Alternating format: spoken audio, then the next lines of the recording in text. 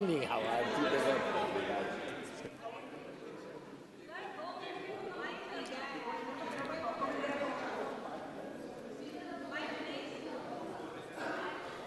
हो जाएगा, स्टार्ट करो। अध्यक्ष महोदय जी, मैं आपकी बहुत धन्यवादी हूं कि आपने मुझे चुनावी सुधारों पर बोलने का मौका दिया है, खासकर इसलिए क्योंकि मैं एक नई सांसद हूं, मुझे दूसरों का नहीं पता उनका कैसा अनुभव रहा, लेकिन पिछला ये एक साल मेरे लिए खासकर विपक्ष से रिलेटेड जो है बहुत ही ज़्यादा चिंताजनक रहा है। एक तरह से ट्रॉमेटिक मैं इसे कह सकती हूँ।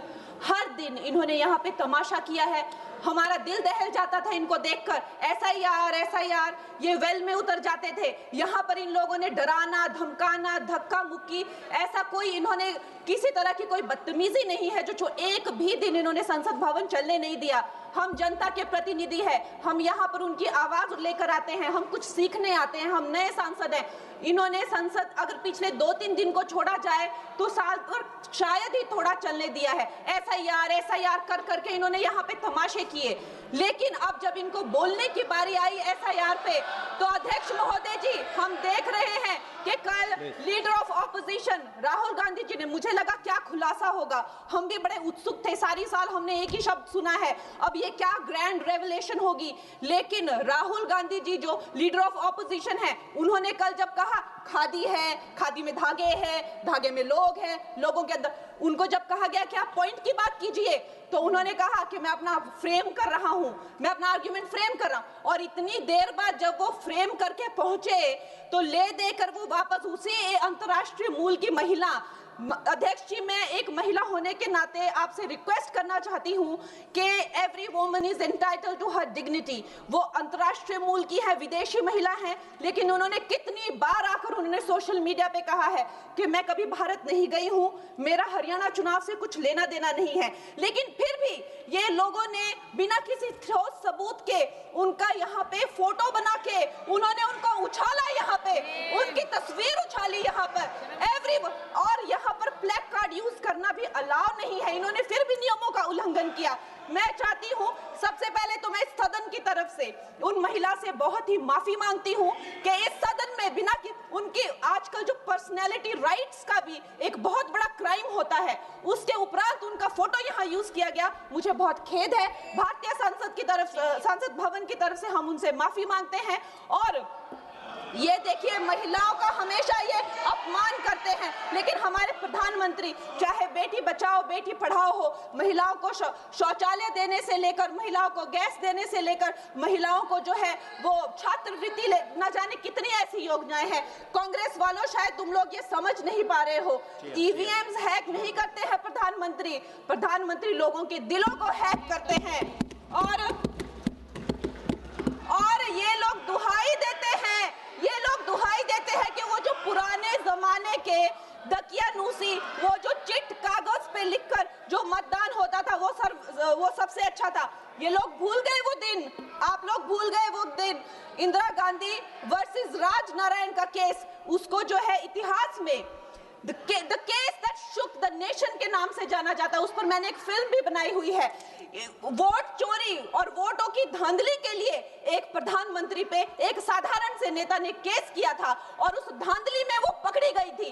हर उनका जो आरोप है उसमें सच सिद्ध किया गया था और रातों रात उनको कुर्सी छोड़ने के लिए कहा गया था और रातों रात जो है उनको ये आदेश दिया गया था कि आगे इतने सालों तक आप कभी जो है वो चुनाव लड़ नहीं सकते। ये धांधलियां इन्होंने करी हुई हैं और ये जो है उस टाइम के बैलेट बॉक्सों को उठाकर ले जाते थे ये लोग, और आज कहते हैं कि इनको ईवीएम्स जो है वो हैक हो जाते हैं। अध्यक्ष महोदय जी मैं इनको याद दिलाना चाहती हूँ, प्रियंका गांधी जी कहती हैं कि छोड़ो पुरानी बातें, हम पुरानी बातें नहीं करेंगे, हम पुराने लोगों के बारे में नहीं बोलेंगे। तो मैं ये जानना चाहती हूँ कि आपकी जो माता जी हैं वो तो आपकी अध्यक्ष है और इस वक्त की वो अध्यक्ष है, उनकी जो है आप देखिए जब उनकी नागरिकता नहीं थी, जब उनके पास 1983 में नागरिकता आई, उसके कितने साल पहले से वो वोट देती आ रही हैं।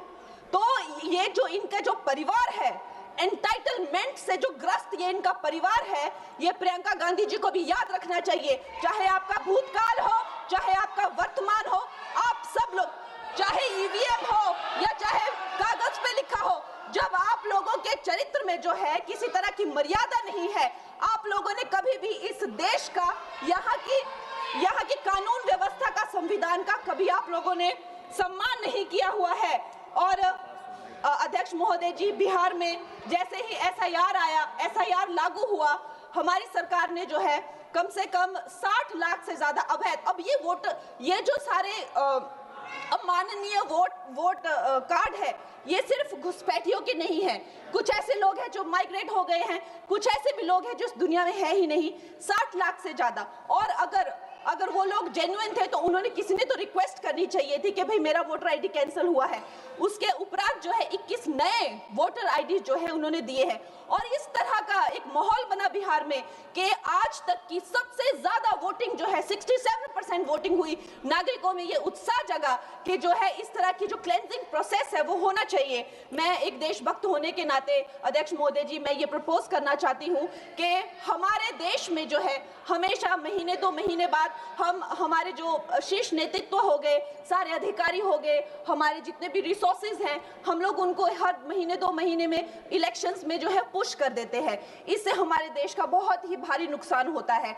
और मैं ये चाहूंगी कि 1 नेशन 1 इलेक्शन, जो नरेंद्र मोदी प्रधानमंत्री जी जो कहते हैं कि एक वोटिंग जो है डेमोक्रेसी के उत्सव के रूप में, जैसे कि दिवाली होती है, होली होती है, उस रूप में मनाया जाए। क्योंकि ये सिर्फ सरकार का ही नुकसान नहीं है, 10,000 करोड़ से ज्यादा का जो नुकसान होता है सिर्फ वही नहीं है, लेकिन मुझे लगता है कि धीरे धीरे हमारे जो नागरिक भी है उनमें जो वोटिंग फटीक है, बार बार उन्हें जागरूक करना, बार बार कई जगहों से जहां वो काम करते हैं वहां से उनको ट्रैवल करके अपने नेटिव प्लेसेस पे आना और बार बार मार्केटिंग करके, it is exhausting for the whole ecosystem.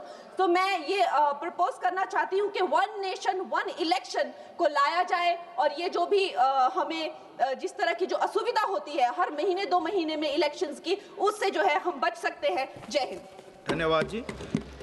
माननीय सदस्य मियां अल्ताफ अहमद जी।